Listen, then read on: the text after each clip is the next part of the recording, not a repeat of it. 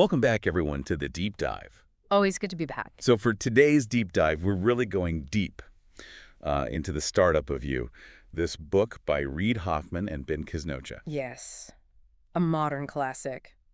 This book, it's been praised by some really big names. Mark Andreessen, John Etchemendy. They've called it a roadmap to success in this, crazy new world of work we're all in. And that's precisely what we're going to do today. Unpack the core ideas of this book. See how they apply to building a career that not only survives, but thrives. Yeah. Even if you're already at the top of your game. Right, because even if you're already an expert, there's always something new to learn, especially in today's market. It's like the rules of the game are constantly changing. Exactly. So we're not just going to rehash the basics here. We want to really explore these ideas through the lens of someone like you listening, someone who's already achieved a lot, but who's also looking to stay ahead of the curve. Right. Because being successful now is not just about climbing the corporate ladder. It's about, taking ownership of your career, being adaptable and always learning, just like a startup. Yeah, and the book really challenges this whole idea of a predictable career path, that old career escalator model.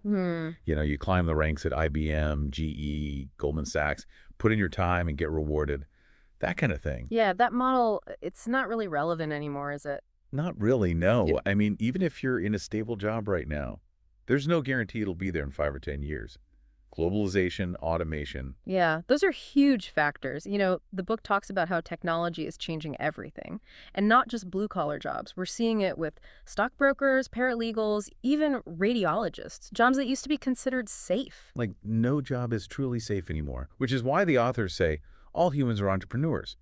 Even if you're not starting your own business, you have to approach your career with an entrepreneurial mindset. I like that. All humans are entrepreneurs. So how do we do that? How do we think like an entrepreneur in our careers? Well, the book talks about this idea of being in permanent beta. It's about Yeah. always learning, adapting, never staying still, just like a tech company constantly updating their software. Okay, so we need to be adaptable. We need to be constantly learning. Makes sense. But how do we actually create a competitive advantage? What makes us stand out in this crazy job market?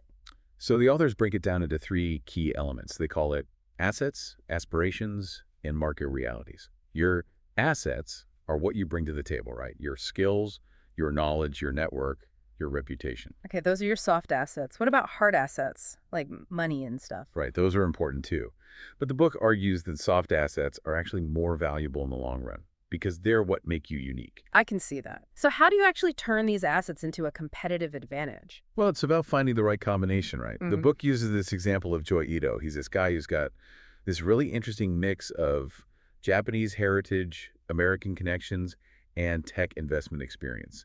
And it's that unique combination that's made him so successful. I see. So it's not just about what it's about how all the pieces fit together. Exactly. And the book also talks about this idea of the true self. And they actually kind of challenge that whole notion. They say your identity is more fluid. It's something you build through your actions and experiences. Interesting. So it's not about finding yourself. It's about creating yourself. Right. And the third piece of the puzzle is market realities. Understanding the trends, the industries that are growing, where the opportunities are. Right, riding the wave, so to speak. Exactly. So the authors say, you can have all the skills and passion in the world, but if you're not aligned with the market, it's not going to get you very far. Makes sense. So we need to be aware of what's happening in the world, in our industries, but how do we actually put all this together into a plan? Well, that's where ABZ planning comes in. ABZ planning, what's that? So plan A is your current strategy, right? How you're using your assets to achieve your aspirations, all while staying aligned with the market. Plan B is your pivot. What you do if plan A hits a roadblock. I see. So it's like a backup plan. What about plan Z? Plan Z is your safety net. It's what you fall back on if everything else fails.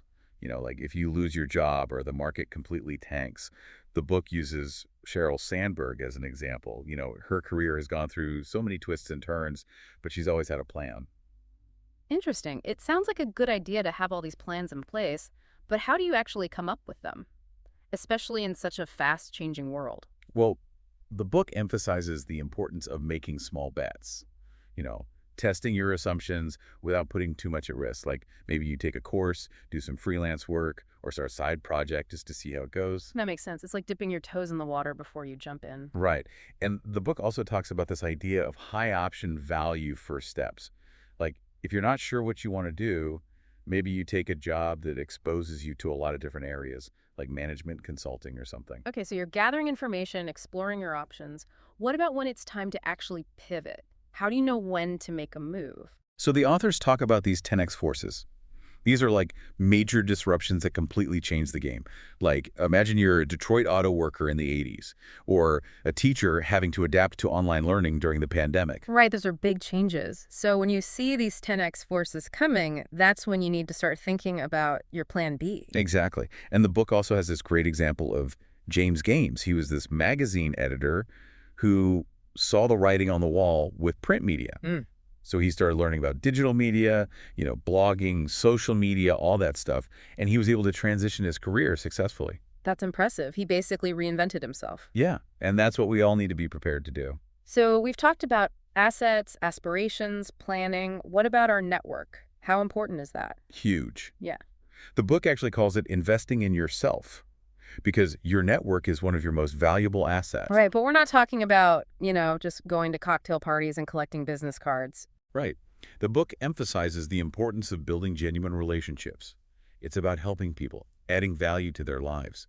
And yes, sometimes having fun together. I like that. So it's not about what people can do for you, it's about what you can do for them. Exactly.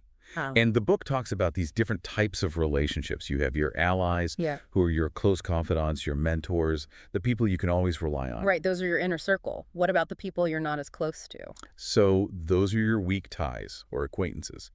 And the book actually says that these weaker connections can be surprisingly valuable because they give you access to information and opportunities that your inner circle might not know about. Interesting. It's like the more diverse your network is, the more you'll learn. Exactly. Mhm. And the book even has this reference to Dunbar's number. Yeah. It's this idea that there's a limit to how many close relationships we can maintain. But that doesn't mean we can't have a vast network of acquaintances. Okay, so how do we actually build these relationships? How do we connect with people in a meaningful way? Well, they talk about the importance of providing value, figuring out what you're good at and how you can help others. They also mention being a bridge between different communities. Like, if you have interests in both tech and art, you can connect people from those two worlds. Right, connecting the dots. Exactly. And they also give some practical tips for staying in touch.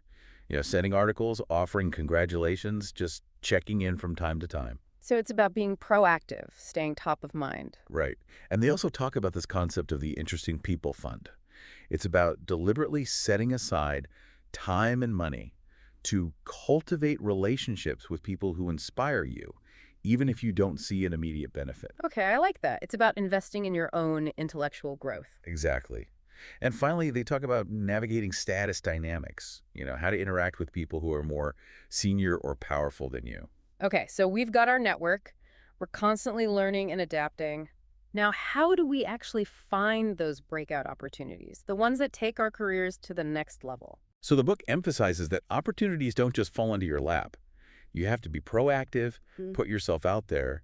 They use this example of George Clooney.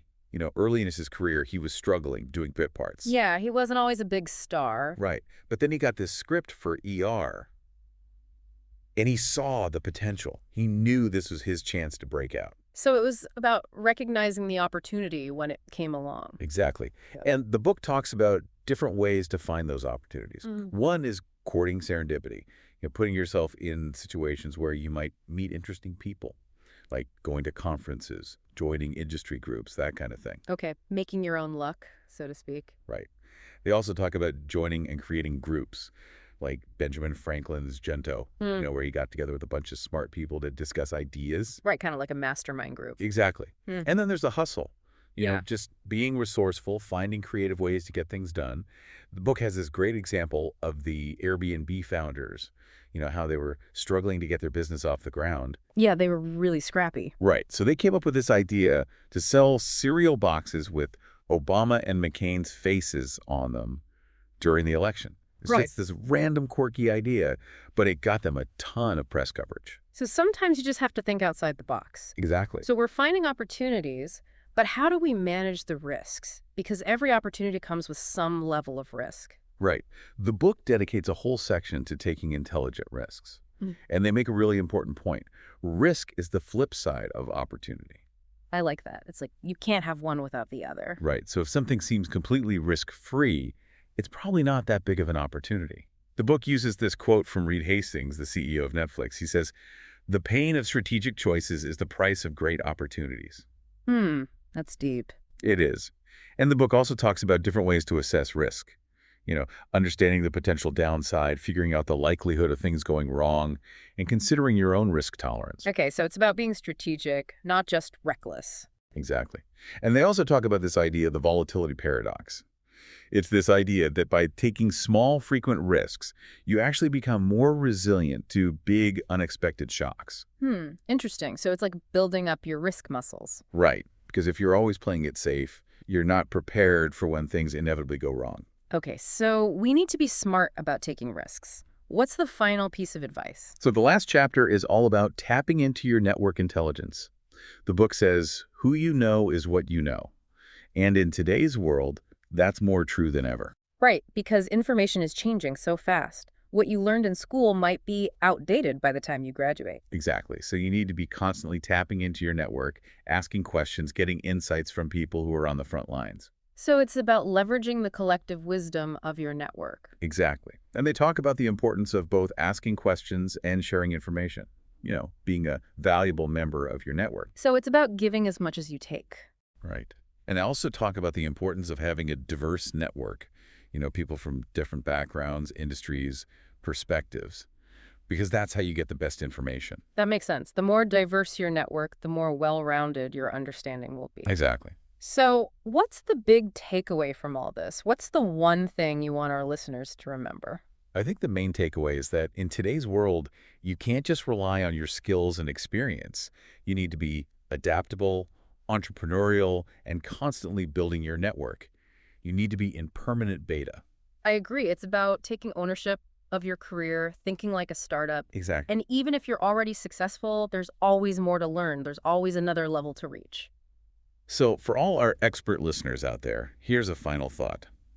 What's one assumption you're making about your career right now?